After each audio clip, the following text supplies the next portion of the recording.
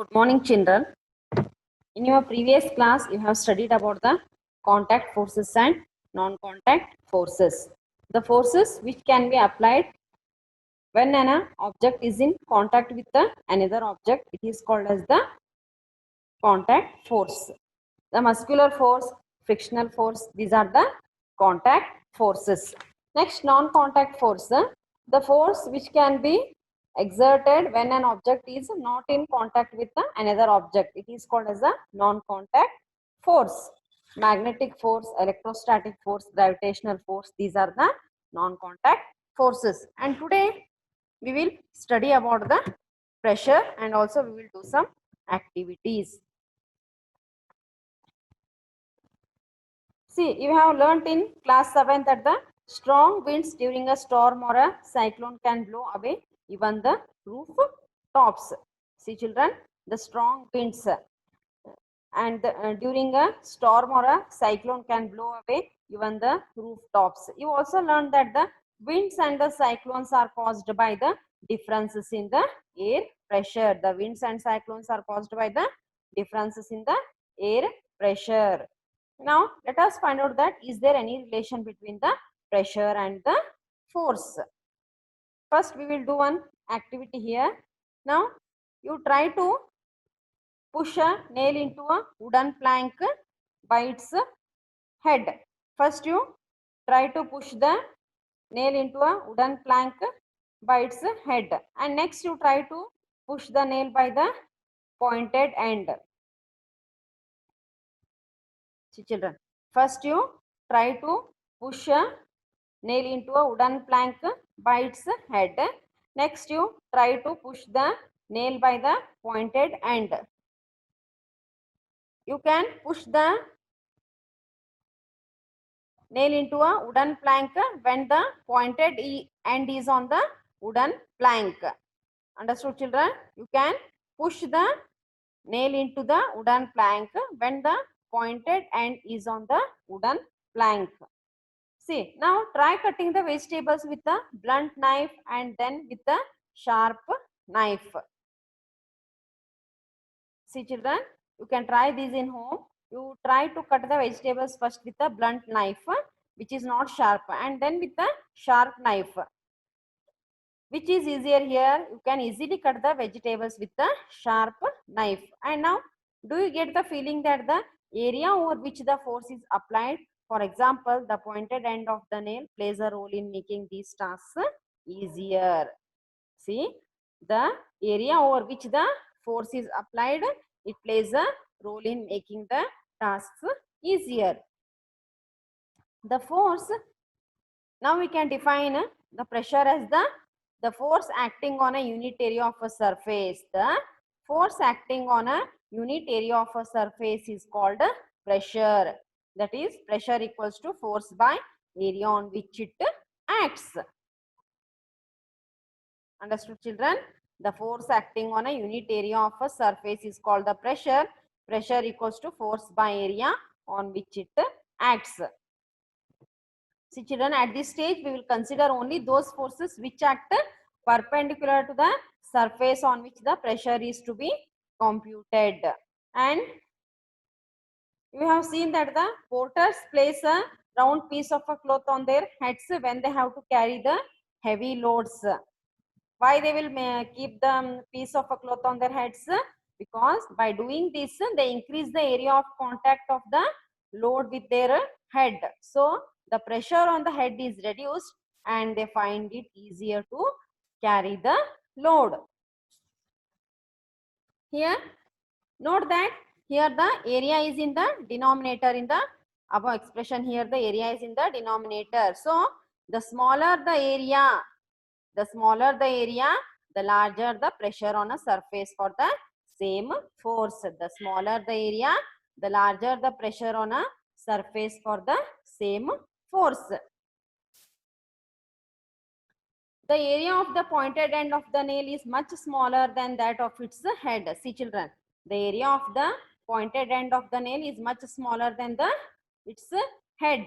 The same force therefore produces a pressure sufficient to push the pointed end of the nail into the wooden plank. Therefore, the same force therefore produces a pressure sufficient to push the pointed end of the nail into the wooden plank. Now, let us find out that the liquids and gases also exert the pressure. Does it also depend on the area on which the force acts? Now, let us find out this pressure exerted by the liquids and gases. Here you observe one activity here. Take a transparent glass tube. See children, you take a transparent glass tube or a plastic pipe.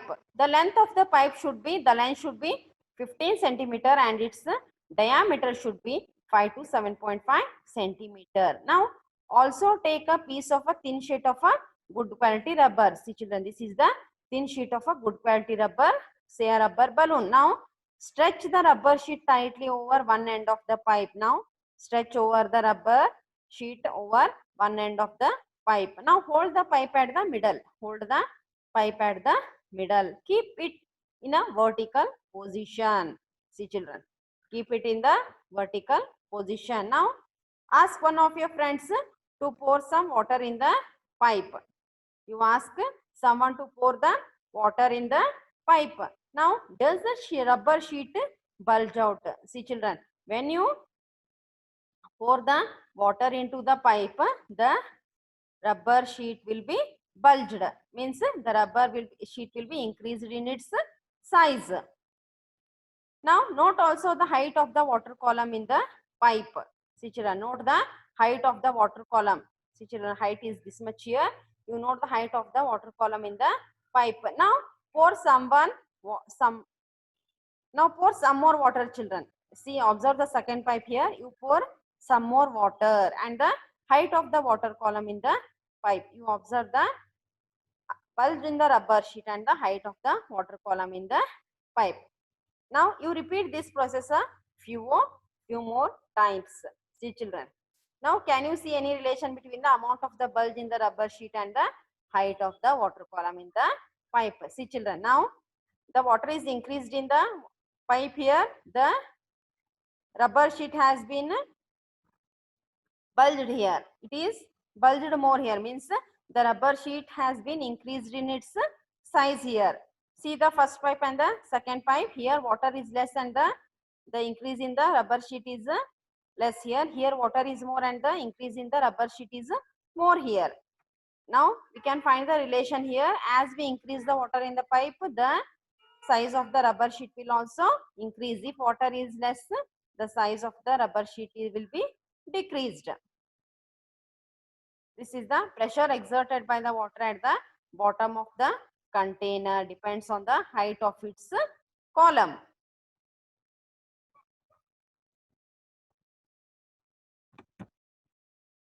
Now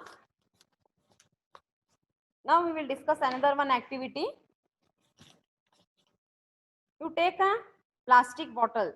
Take a plastic bottle, or you can take a discarded water or a soft drink bottle. Fix a cylindrical glass tube. Fix a cylindrical glass tube a few centimeter long near its bottom. See children, you fix here a cylindrical glass tube a few centimeter long near its bottom. It is near its bottom. Now you can do so by slightly heating at one end of the glass tube and then quickly inserting it in near the bottom of the bottle. See, when you heat the one end of the bottle, you can easily insert it into the bottle. If you heat the glass tube, one end of the glass tube, you can easily insert it into the plastic bottle. Now make sure that the water does not leak from the joint. The water should not leak near the joint here. If there is any leakage, you seal it with the molten wax. If there is any leakage, you seal it with the molten wax. Now cover the mouth of the glass tube with a thin rubber sheet. Now cover the glass tube with a thin rubber sheet. See children, it has been shown in the figure here. You cover the glass tube with a thin rubber sheet. Now fill the bottle up to half with the water. Fill the bottle half with the water. And now what you observe, children? If you fill the bottle with the water, the size of the rubber sheet will be increased. Now, why does the rubber sheet fixed to the glass tube bulge this time? Why it is bulged this time? Now, because here the pressure will be exerted on the walls of the container. And now pour some more water in the bottle. Is there any change in the bulge of the bulge of the rubber sheet? See, children, if you pour some more water in the bottle, the size of the rubber sheet will be increased.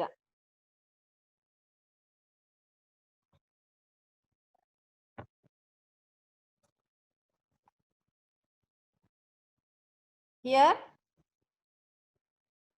you note that the rubber sheet has been fixed on the side of the container and not at the bottom. See, children, here note that the rubber sheet has been fixed on the side of the container and not at the bottom. And see, you see the figure here, the rubber sheet has been fixed at the side of the container and not at the bottom as in the previous activity. Now, does the bulging of the rubber sheet in this case indicate the water exerts a pressure on the sides of the container as well? See, children, now does the bulging of the rubber sheet in this case indicate that the water exerts a pressure on the sides of the container as well? See, children, from these activities we can say that the pressure will be exerted on the sides of the container. From second activity we can say that the pressure will be exerted on the sides of the container. And